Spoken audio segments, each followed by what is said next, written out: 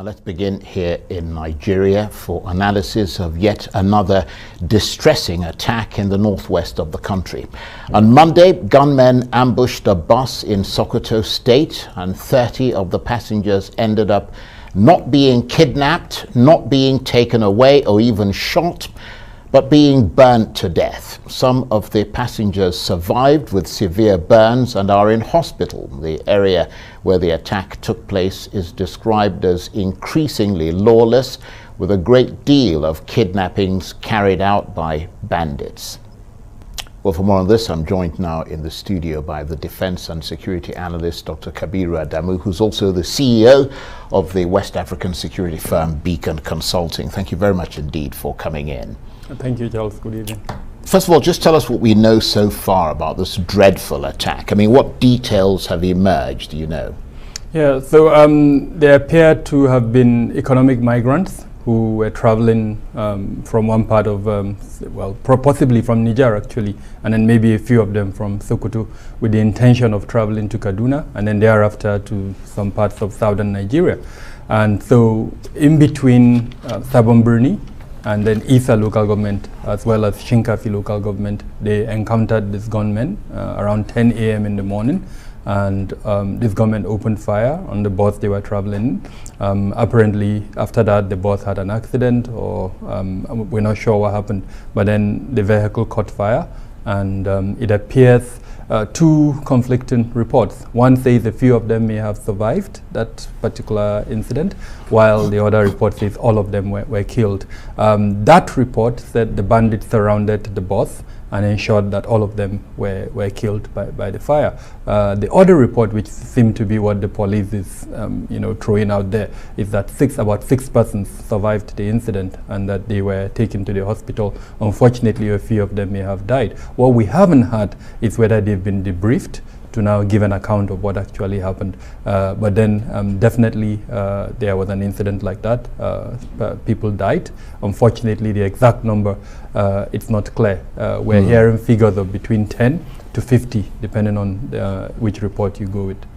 And of course, part of the problem in that area is a sort of paucity of communication services. So it's very difficult for information to trickle out, which is why we're hearing it today when it actually happened yesterday morning. Exactly.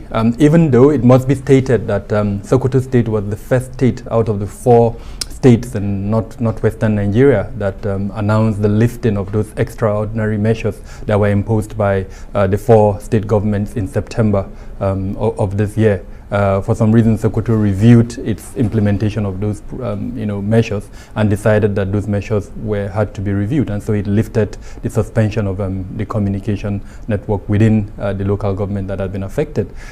Incidentally, this particular location, the travel route between Sabon Birni and Isa, was one of the travel routes that the government had said there wouldn't be any movement at the time it implemented those extraordinary measures earlier on, unfortunately. So that was clearly identified as a very dangerous area. Exactly. And so it begs the question, for instance, the security arrangement within the location. Why didn't it take this into consideration? Again, this happened in the early morning hours, around 10 a.m. from the reports we're hearing. And so it begs the question, where were the security agencies when this happened? So a pretty horrific incident. I understand that the victims included children, and that many of them, I mean, we saw photos, which we obviously can't show on television, many of them were burnt beyond recognition. How unusual, assuming that thread of the story becomes the, what actually happened, how unusual is it for bandits to set fire to the victims in this way? Very unusual. However, if we go a few weeks back, you recall the incident that happened in Goronyo. Now, both Goronyo and Sabon Birni are within the same senatorial district, what is popularly called Eastern Sokoto. Now, that incident in Goronyo, you recall they attacked Goronyo around 4 p.m., surrounded the town, and opened fire and killed, indiscriminately, including women and children. And I mean, till today, the exact figure of the persons that were killed in that particular incident has never been verified, starting from 70 to around 100. So there has been a history of that type of bestiality by bandits operating within Sokoto. Now, there is a theory out there saying that perhaps because of the current security force operations that are ongoing within the Northwest that may have blocked their supply channels, the intensity of this bestiality may have increased of recent, so perhaps suggesting why they would do something like that.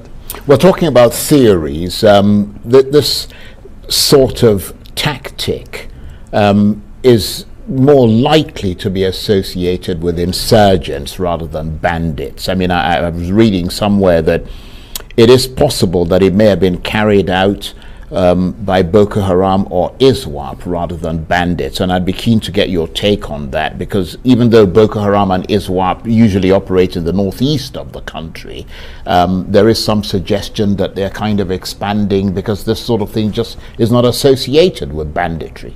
Yep, but increasingly we're seeing that type of, it's not logical. You cannot explain the type of, the motivation, right? Exactly, that would lead to this level of destruction by the bandits. Bandits usually are driven by, pecuniary motives. In this instance, perhaps the initial intention was to stop them, rob them, or abduct them.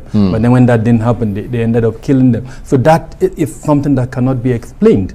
Again, there is a deep-rooted, I would say, grievance that is driving these bandits. And that is where people like Sheikh Gumi's explanation of these issues come into play, in the sense that they're angry about certain occurrences within the location, and so they are meting out that anger on residents, irrespective of whether they randomly whether they participated in what happened or not. So perhaps that is what is leading to all of this. But the reality is that there is a thin line between the bandits that are operating currently in the northwest and in the northeast. There are enough indications that has told us the bandits have been confronted, or they have been, the northeast terrorists have reached out to the bandits in the northwest, and whether that relationship has been formalized or not, and it remains to, time would tell. But there is some form of communication between the two groups. Yes, because I mean there are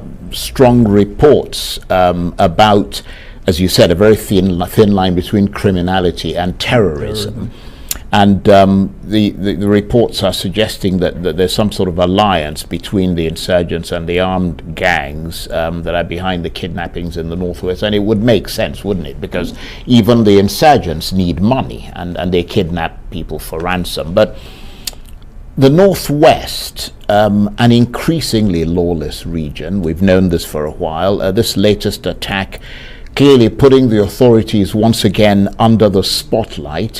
What are they saying about the security and the safety of people in the north? How are they fighting back?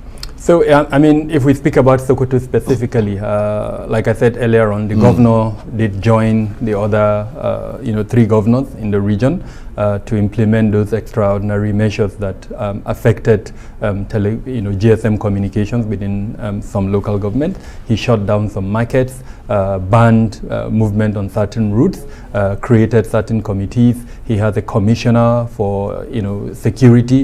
In the past it used to be a special advisor, but he elevated that position to that of a commissioner. So clearly he's trying to do state level arrangements to address these issues. But again, the lacuna in our constitution that prevents governors from having armed security is a challenge to him. So even where these gaps are identified, he has to rely on the federal security departments to deploy. And where they don't deploy, then unfortunately this kind of incidents would happen. And it's not really too difficult to identify why. The military is stretched. The last time the Chief of Defense Staff briefed us on this, he said the military is deployed in 34 states.